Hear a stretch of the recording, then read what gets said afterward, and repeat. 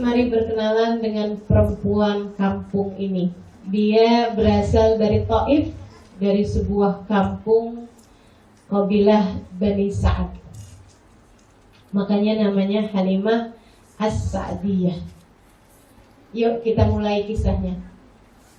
Saudara sekalian, ketika Nabi Muhammad berusia 3 hari dari hari kelahirannya, datanglah 70 perempuan. Di zamannya baginda kita Rasulullah SAW, zaman itu ya, orang kota pada masa tersebut tidak suka untuk menyusui anak-anaknya secara langsung. Akan tetapi mereka senang menyusukan anaknya di kampung-kampung yang cenderung lebih bagus gizinya, makanannya. Orang kampung itu kan biasanya memang cenderung lebih bagus secara gizinya ya, dibandingkan dengan orang kota. Pun sampai zaman sekarang seperti itu. Karena di kampung memang lebih banyak makanan-makanan yang langsung bersumber dari tanah gitu loh, dibandingkan dengan daerah-daerah yang kering gitu. Di Mekah seperti itu. Mekah itu orangnya kaya-kaya, tapi tanahnya kering, gersang. Mereka dapetin uangnya dari mana? Kaya-kaya seperti itu. Mereka berdagang. Teman-teman sekalian, kebanyakan orang Mekah itu kerjaannya adalah berdagang. Jadi mereka kaya-kaya, tapi mereka punya makanan-makanan yang terbatas.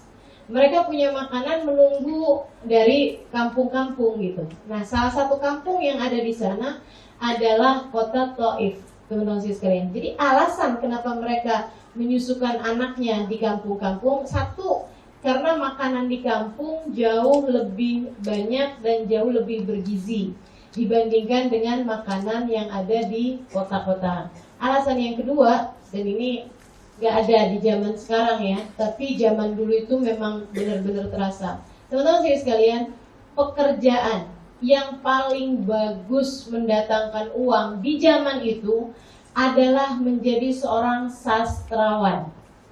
Coba nih ya, betapa sangat tingginya budaya-budaya dari masyarakat Arab pada saat tersebut, bahkan sudah 1400 tahun yang silam.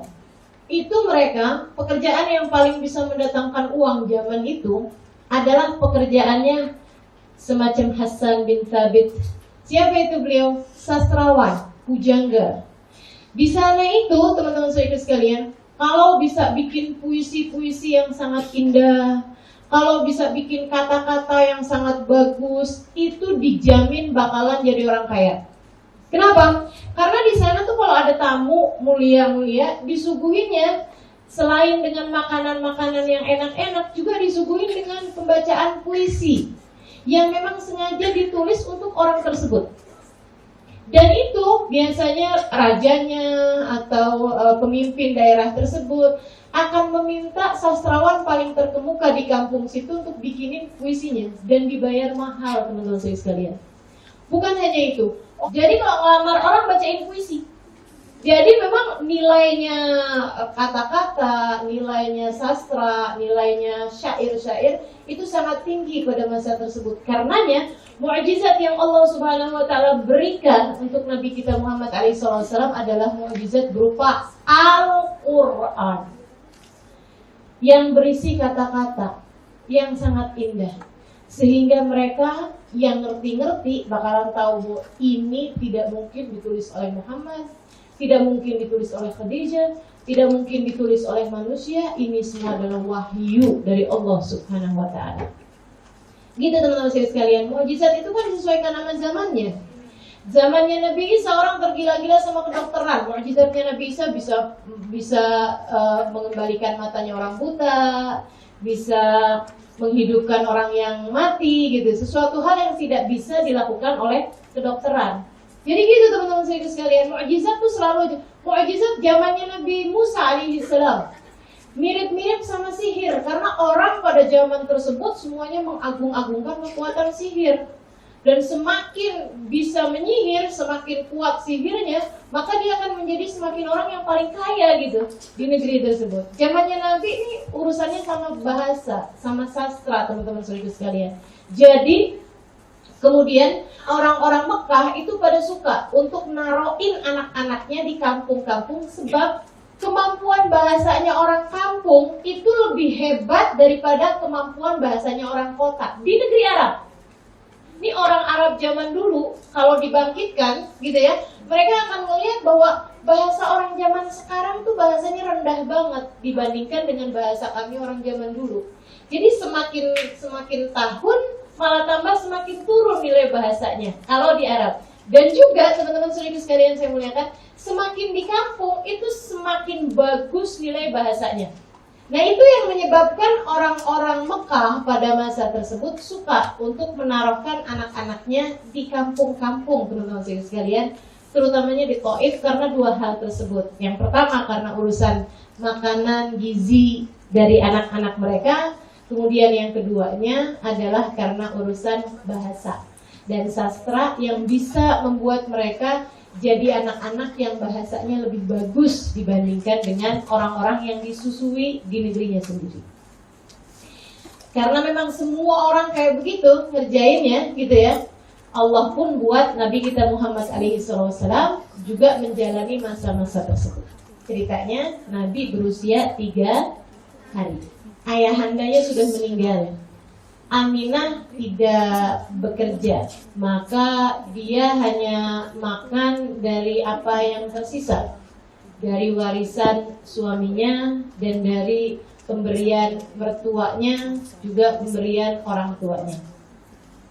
Artinya, kalau dia kemudian mau menyusui anaknya di tempat lain, di Taif, itu kemewahan yang dia nggak bisa bayar. Karena itu juga bukan hal yang murah, teman-teman saya sekalian. Untuk dua tujuan itu, yang bisa ngerjainnya orang yang bisa bayar, gitu. Aminah nggak bisa mengerjakan itu karena keterbatasan materi yang beliau punya. Halimah bercerita, katanya Halimah, kami datang hari itu dari Taif ke Hudaybiyah. Kami datang dari Taif 70 rombongan naik keledai, tapi mereka bawa unta juga untuk diperah susunya. Dia bilang kami turun ke Mekah, tapi kami kemudian nyampe di Mekah itu udah sore. Jadi kami pun kemudian di daerah Hudaybiyah, di daerah dekat sama Mekah, kami dirikan tenda-tenda. Buat pagi harinya kami akan mencari anak-anak untuk kami susui. Dia bilang masa itu Taif sedang dalam masa paceklik yang sangat-sangat kesulitan untuk uang ya. Maksudnya mereka lagi masa susah gitu. Kalau di kita krisis moneter tuh lah teman-teman. Jadi memang uang sangat sulit didapat pada masa tersebut dan juga membuat mereka itu juga kesulitan karena hujan lama nggak turun sehingga kekeringan, banyak pertanian mereka yang gagal gitu. Katanya Halimah, dia bilang saya punya anak bayi yang harus saya susui. Dengan cara itu saya pun alhamdulillah saya merasa senang nih karena saya punya bayi, saya bisa bekerja sebagai tukang susu. Jadi dia bilang saya lagi punya anak kecil sehingga saya bisa menyusui anak tersebut dan dengan cara itu saya bisa bekerja untuk menambah penghasilan kami dengan mengambil anak untuk kami susui. Saudara sekalian, maka ketika ada rombongan menuju ke Mekah, saya pun ikut mendaftarkan diri. Rombongan barengan 70 orang. Mereka bikin tenda sore-sore itu ya, bermalam di tenda tersebut. Dia bilang malam hari itu anakku tidak berhenti menangis karena air susu yang aku punya tidak mencukupinya.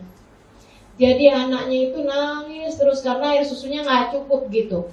Dia bilang kami pun memerah susu dari unta yang kami bawa. Nah unta yang kami bawa pun kami perah susunya itu nggak banyak keluar air susunya sehingga aku pun masih tetap dalam keadaan lapar, juga suamiku Abu Du'aib juga dalam keadaan bermalam tersebut lapar. Tapi kami pikir nggak apa-apalah, besok lusa segala kesengsaraan ini akan hilang karena kami sudah akan dibayar uang muka sama si ibu yang kami menyusui anak tersebut gitu maksudnya, gitu ya. Jadi emang tujuannya benar-benar mau nyari uang ya adik-adik saudara sekalian. Sampailah pagi hari. Dia bilang pagi hari itu aku segera bergegas rapi-rapi. Anaknya aku titipin dulu kepada Abu Du'aib, suamiku. Dia bilang aku pun turun ke Mekah. Mekah kan lembah ya, jadi memang turun gitu. Dia bilang aku turun ke Mekah bersama dengan teman-temanku itu jalan kaki. Mereka tinggalkan keledai dan unta mereka gitu. Dia bilang kami pun bergerak menuju ke pemukiman kota Mekah. Semua dari kami ketika tanya ada nggak anak yang bisa kami susui, semuanya langsung menjawab anaknya Abdullah bin Abdul Muttalib. Dia baru lahir 3 hari yang lalu. Jadi semuanya ngasih tahu anaknya Aminah nih. Cuman semuanya kemudian mengurungkan niat ketika dengar bahwasanya anak tersebut itu udah nggak punya bapak. Kalau nggak punya bapak, siapa yang bayar? Kalau nggak dibayar, ngapain kami kerja? Kan begitu? Jadi nggak ada yang mau dong orang bekerja nggak mau dibayar, gitu ya? Jadi katanya Halimah, ya udah begitu kami dengar bahwa anaknya Abdullah itu nggak punya bapak, semuanya nggak ada yang tertarik buat ngambilnya. Dia bilang, saya pun kemudian mulai bergerak ke tempat-tempat yang lain, tapi ternyata semua anak-anak itu udah ada yang ambil. Saya pun kemudian pergi juga ke rumahnya Aminah. Saya tanyakan kepada dia gitu, Aminah, kamu katanya punya bayi. Iya katanya Aminah, baru lahir 3 hari yang lalu. Aminah, kalau misalnya saya susuin, kamu bisa bayar nggak? Nggak bisa. Kemudian keluarlah Halimah. Maksudnya nggak jadi mau ngambil gitu. Dia udah tahu kok nggak bisa bayar. Barangkali gitu ya. Aminahnya tuh bisa bayar walaupun suaminya nggak ada, tapi dari mana kek? Dari warisan atau dari apa gitu. Ternyata memang nggak bisa bayar. Jadi akhirnya Halimah pun kemudian pulang. Sampai sore hari semua teman-temannya yang kurang lebih 70 orang, 69 gitu ya, 70 sama dia, semuanya udah pada dapat anak semua untuk disusui. Kecuali dia doang nih satu, kagak dapat anak. Setiap kali masuk ke rumah orang, kamu terlambat Halimah, udah diambil sama teman kamu tuh si Maryam misalnya. Udah diambil tuh sama teman kamu tuh Salama, pokoknya ini semua anak udah diambil semuanya. Dia sendirian, nggak punya anak. Pulanglah dalam keadaan sedih, ketemu Abu Du'aib.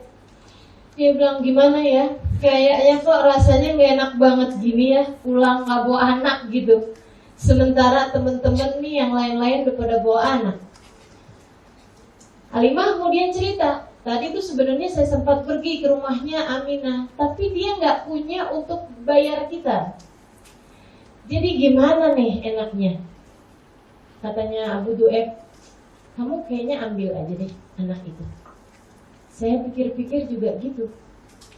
Daripada kita pulang gak bawa anak, gitu kan? Rasanya kayak sia-sia gitu loh. Itu satu. Kemudian yang kedua, katanya Abu Du'aib nih. Katanya Abu Du'aib gini, la'allahu nismatan mubarakah. Siapa tahu anak ini adalah anak yang bawa berkah. Berangkatlah kemudian Halimah As-Sa'diyah menuju ke rumahnya Aminah. Masuklah kemudian Halimah.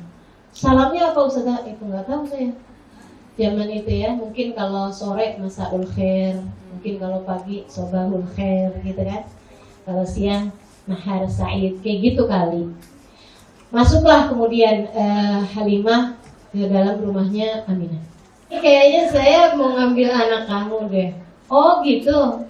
Kamu udah tahu kan saya nggak punya suami? Iya tahu saya. Nah terus saya belum tentu bisa bayar kamu loh, dan malah kayaknya saya nggak bakalan bisa bayar kamu, katanya Aminah. Kata Halimah, iya nggak apa-apa.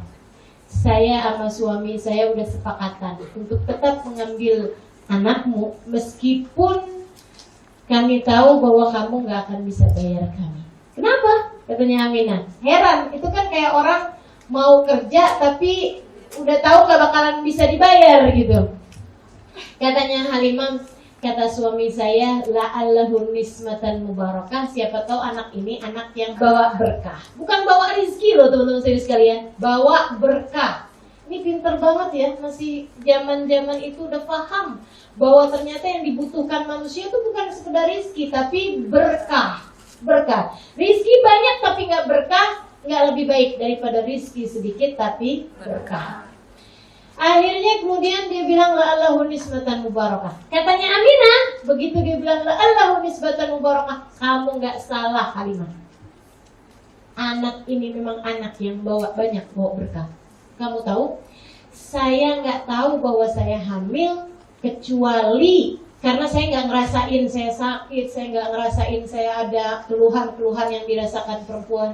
Dia bilang bahkan saya lebih sehat ketika saya hamil dibandingkan dengan sebelum saya hamil.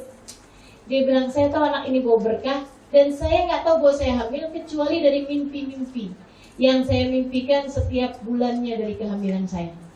Waktu saya hamil dia, Halimah, dia bilang, saya dimimpiin perempuan-perempuan cantik-cantik, perempuan-perempuan soleha. Mereka mengaku ada yang Asia, mereka mengaku ada yang Maryam, ibunda Nabi Isa, dan mereka semuanya bilang, innaki qad hamilti bi sayyid walad Adam fa idza waladtihi fasammihi Muhammadan. Wahai Aminah, kamu sedang hamil manusia terbaik sepanjang sejarah, pemimpin seluruh manusia. Apabila ia telah lahir nanti, kasih nama dia dengan nama Muhammad. Makanya dia aku kasih nama dengan nama Muhammad. Halimah, silahkan kamu ambil anak itu di kamar sana. Saya akan siapkan barang-barangnya, bajunya, popoknya. Namanya anak 3 hari ya. Jadi akhirnya kemudian dia lagi siap-siap, Aminahnya di kamar yang lain. Halimah pun kemudian masuk ke kamar yang di sana terdapat baginda kita Nabi Muhammad SAW. Ini teman-teman sekalian, kisah yang sangat indah yang akan saya ceritakan padamu. Katanya Halimah, saya pun menuju kamar tersebut dengan rasa berdebar-debar yang saya nggak ngerti kenapa. Dia bilang, saya pun menyibak tirai yang menjadi pemisah antara ruangan itu dengan kamar tersebut. Ketika saya buka, dia bilang, saya masuk. Saya mendapati seorang anak bayi, satu tubuh manusia kecil tergeletak di atas dipan itu, dibalut kain putih. Dia bilang, saya gak pernah melihat anak lebih indah daripada dia. Lebih bagus, lebih rupawan, lebih tampan daripada dia. Dia bilang, ketika saya datang, ketika saya masuk ke kamar itu, anak tersebut menoleh kepada saya dan tersenyum.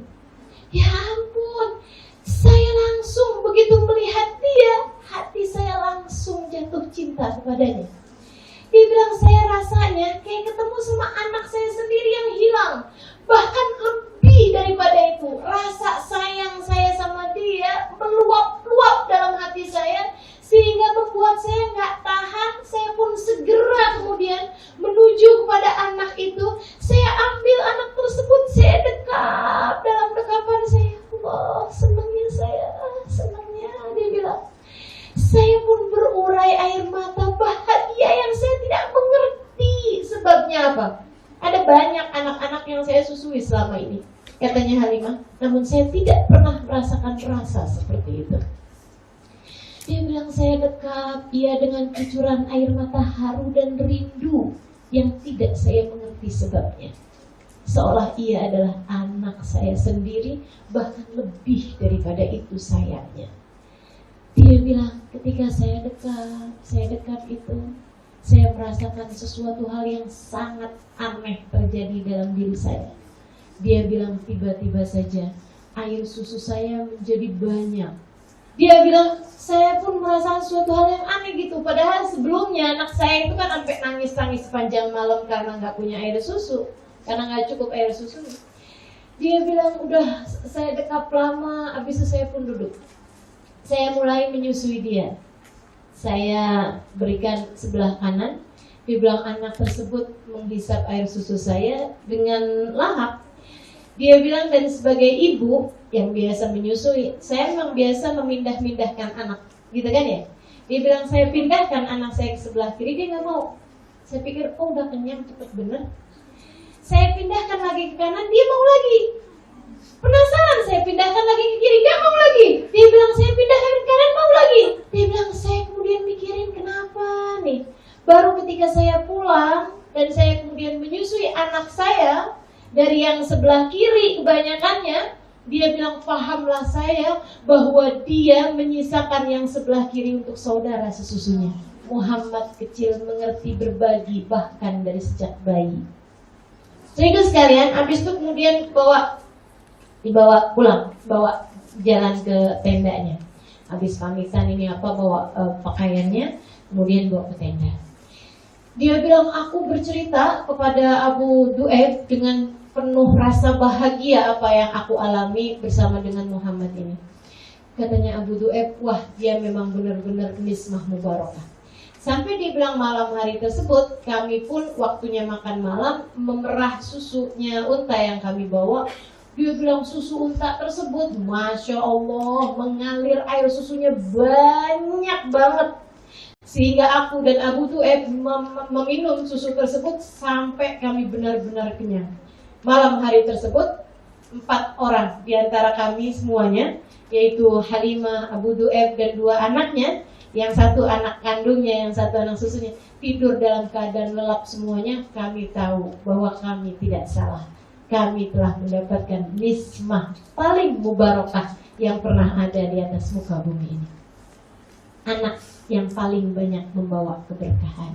Habis itu besok paginya, mereka pun kemudian berangkat ke negeri Taif, balik lagi ke kampung Taif, teman-teman sekalian. Ini keledai yang ditunggangi Halimah. Jadi Halimah bawa keledai yang ada Nabi Muhammad, si Abu Du'aib membawa keledai, kan keledai kecil, keledai yang membawa anaknya sendiri, anak kandungnya gitu. Abu Du'aib bawa anak kandung mereka, kemudian Halimahnya membawa Muhammad.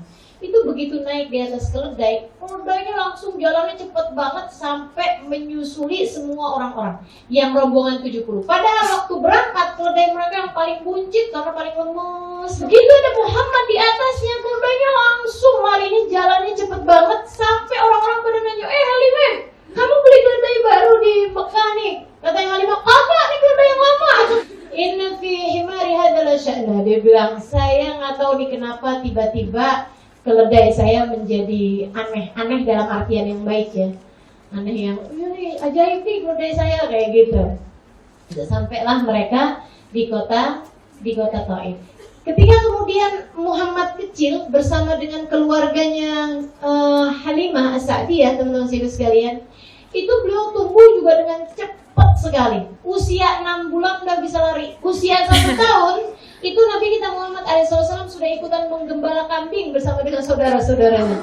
Nabi Muhammad itu tiap kali ikutan bawa kambing digembalakan, setiap kali itu pula kambingnya pulang gemuk-gemuk, gendut-gendut gitu ya, air susunya banyak-banyak gitu. Kalau dijual juga dagingnya mahal gitu, karena memang jadi gendut-gendut. Sampai tetangga-tetangganya pada ngomong sama anak-anaknya, bawalah kambing kalian, ikutin di mana kambingnya Halimah digembalakan. Mereka pun membawa kambingnya di tempat digembalakannya kambingnya Halimah. Tapi tetap aja kambingnya Halimah pulang gemuk-gemuk, kambingnya mereka pulang kurus-kurus. Katanya ibunya, kalian gak nurut sih? Dibilang, udah mak, udah, kami udah gak bawain kambingnya tersebut itu tempat gembalaan kambingnya Halimah. Saya kira ini masalahnya bukan sama kambingnya gitu. Saya gak ngerti kenapa, tapi ya kita semua tahu bukan masalah sama kambingnya, tapi siapa yang bersama kambingnya. Kambingnya jadi pada berkah-berkah, teman-teman sekalian.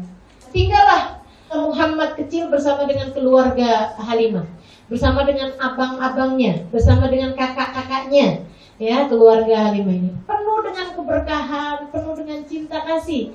Halimah menyayangi Muhammad lebih daripada kasih sayangnya bahkan terhadap anaknya sendiri.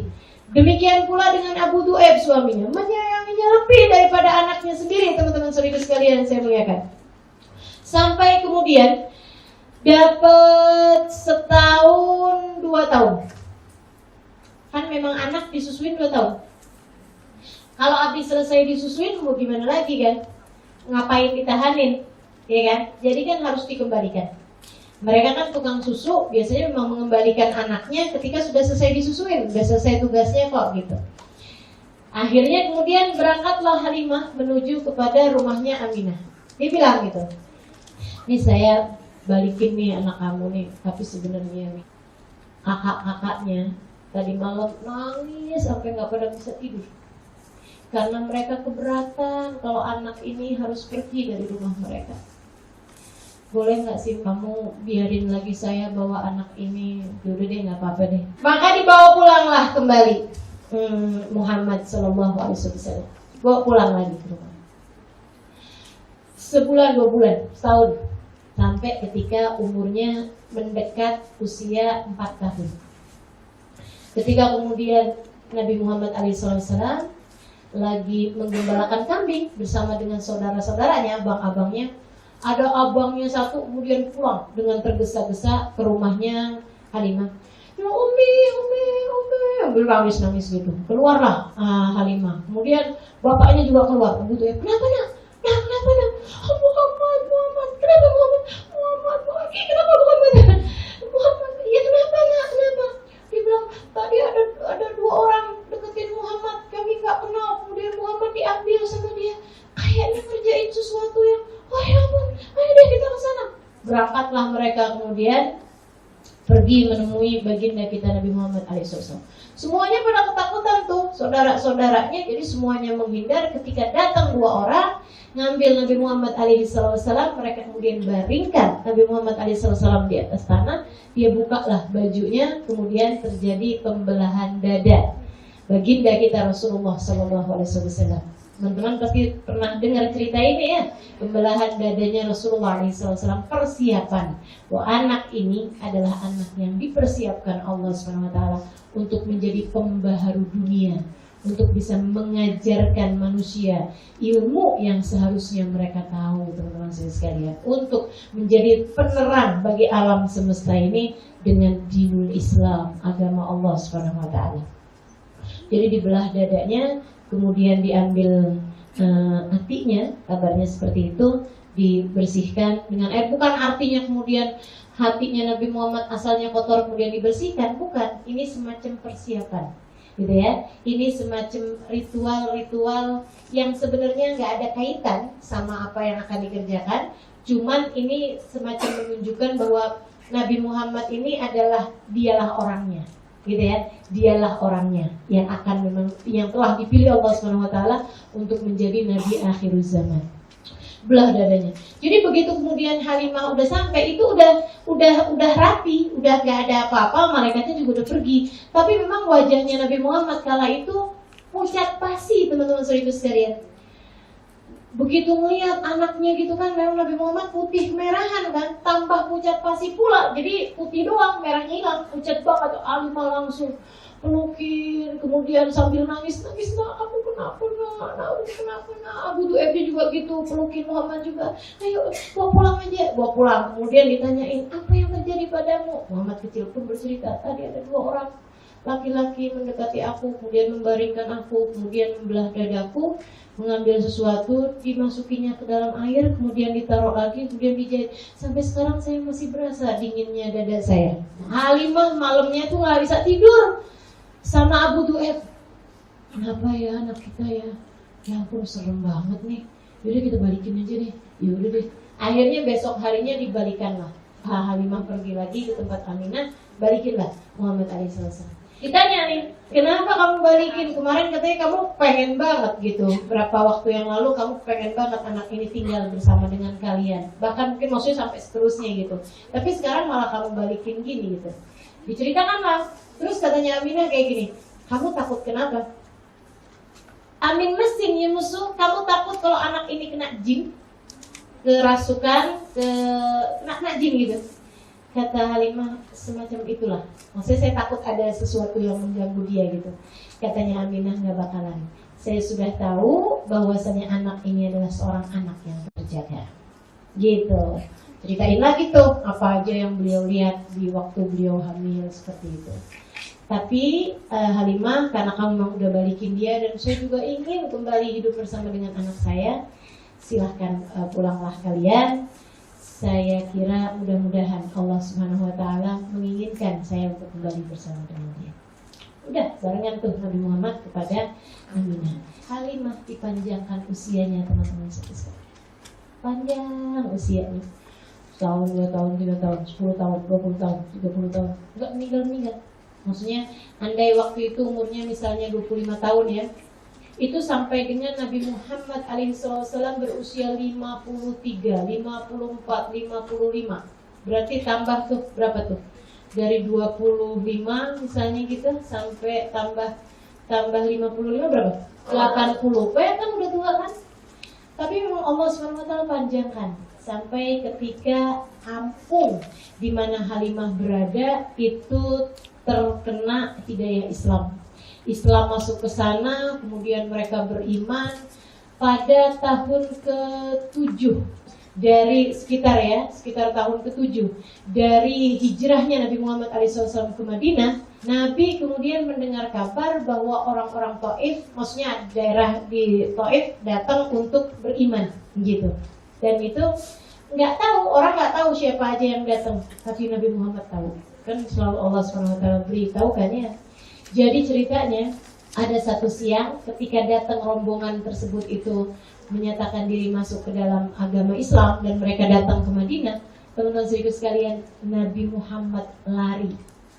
Nabi ini yang asalnya lagi duduk-duduk gitu, kemudian tiba-tiba senyum lebar, teman-teman saudara sekalian. Nabi kemudian membentangkan surbannya ketika rombongan tersebut bergerak menuju masjid. Ketika rombongan tersebut nyampe ke masjid gitu, Nabi yang asalnya duduk, Nabi kemudian lari, teman-teman sekalian. Sampailah Nabi di hadapan rombongan tersebut. Kemudian Nabi Muhammad SAW menggelar surban beliau. Nah, itu kemuliaan macam apa sampai Nabi Muhammad menggelar surban di depannya. Kemudian Nabi Muhammad memandangi seorang perempuan tua yang bahkan sudah mulai bungkuk badannya, sudah mulai lemah tubuhnya. Gitu ya, Nabi Muhammad pandangi dia. Kemudian Nabi Muhammad dengan berleleh air mata, Nabi Muhammad mengatakan, Ummi, anti Halimah As-Sa'diyah Ummi. Nabi Muhammad SAW kemudian tentangin surbannya tersebut dan meminta ibunya untuk lewat di atas surbannya itu, teman-teman sekalian. Seorang perempuan tua dari sebuah kampung. Nabi kemudian memeluk perempuan tersebut dengan sangat mesra, dengan penuh cinta, dengan penuh kasih sayang. Dipeluknya perempuan tersebut, berbisik di telinganya, Jazakillah anni khaira ya ummi, Jazakillah anni khaira ya ummi. Semoga Allah membalaskan untukku kebaikan-kebaikan bagimu, wahai ibuku. Semoga Allah membalas untukmu segala kebaikan bagimu, wahai ibuku. Nabi tidak pernah lupa, teman-teman saudara sekalian, dibalas segala kebaikanmu, meski untuk berapa tahun yang silam. Dari kebaikan tidak ada yang hilang. Innallaha la yudhi'u ajra man ahsana amala. Sungguhnya Allah tidak akan pernah menyia-nyiakan kebaikan sekecil apapun itu. Apalagi jika kebaikan tersebut adalah kebaikan besar, Nabi tidak akan pernah melupakannya. Maka saudara sekalian, perbuatlah sesuatu untuk bagindamu Nabi Muhammad SAW. Kebaikan yang kamu lakukan kepada anak-anak yatim dengan niat anak yatim adalah anak-anak yang disayangi sama Nabi Muhammad. Saya berbuat kebaikan kepada kamu. Hormati ulama, karena Nabi Muhammad mengatakan al ulama warasatul anbiya. Ulama adalah pewaris para nabi. Kamu hormati mereka karena Nabi Muhammad SAW. Kamu cintai orang tuamu karena Nabi Muhammad cinta kepada anak-anak yang berbakti kepada orang tuanya. Kamu pelajari ilmu agama Islam dengan benar. Kamu berbuat kebaikan kepada umat Nabi Muhammad SAW. Semuanya kamu lakukan dalam rangka salah satunya selain mencari ridha Allah SWT, mencari cintanya Nabi Muhammad SAW. Dengan itu kamu tidak akan dilupakan oleh baginda Nabi besar Muhammad SAW. Akan dibalas kebaikan-kebaikanmu. Semoga saja kebaikan yang kita lakukan adalah kebaikan yang membuat kita kelak layak bersanding dengan baginda kita Nabi besar Muhammad SAW. Ya teman-teman saya sekalian, jika Halimah telah membuat bahagia Nabi Muhammad SAW dengan beliau menjadi ibu susunya di masa kecil, mari kita berbuat sesuatu sebagai umat Nabi Muhammad SAW demi kejayaan Islam, demi kebaikan umat Nabi Muhammad SAW. Sekurangnya doakan terus, sekurangnya menjadi umat yang baik bagi bagindamu Nabi Muhammad SAW. Jangan sampai ada di antara kita orang-orang yang bikin Nabi Muhammadnya nanti, punya model umat kayak gini nih, memang kita ya, jangan sampai ada di antara kita orang-orang yang Nabi Muhammad berpaling darinya karena malu atau karena nggak suka sama pekerjaan yang kita lakukan. Mudah-mudahan Allah jaga kita bisa jadi perempuan-perempuan solehah kita bisa jadi perempuan yang dibanggakan oleh Nabi Muhammad, kita bisa jadi umat yang menyunggingkan senyumnya Nabi Muhammad alaihi salam. Allah berkata dalam Al-Quran, wa qul i'malu fasayarallahu amalakum wa rasuluh. Berbuatlah kalian, sesungguhnya perbuatan kalian, perbuatan baik kalian tersebut akan diketahui oleh Allah Subhanahu wa taala dan akan diketahui oleh Rasulullah Muhammad sallallahu alaihi wasallam. Semua yang kamu lakukan, Nabi Muhammad akan diberi laporan tentang apa yang kalian kerjakan. Yuk jadi umat yang baik buat baginda Nabi Muhammad alaihi wasallam. Berhikmahlah dalam jalan agama ini dengan cara, saudariku sekalian yang saya muliakan, yang pertama perbaharui niat, kemudian yang kedua hadirkan Nabi Muhammad SAW dalam hidupmu, dan itu akan menjadikan hidupmu berlimpah keberkahan demi keberkahan. Dan dengan dua cara tersebut, insya Allah Nabi Muhammad SAW tidak akan melupakanmu. Sekurangnya di hari akhirat nanti kamu akan diakui sebagai umatnya, insya Allah.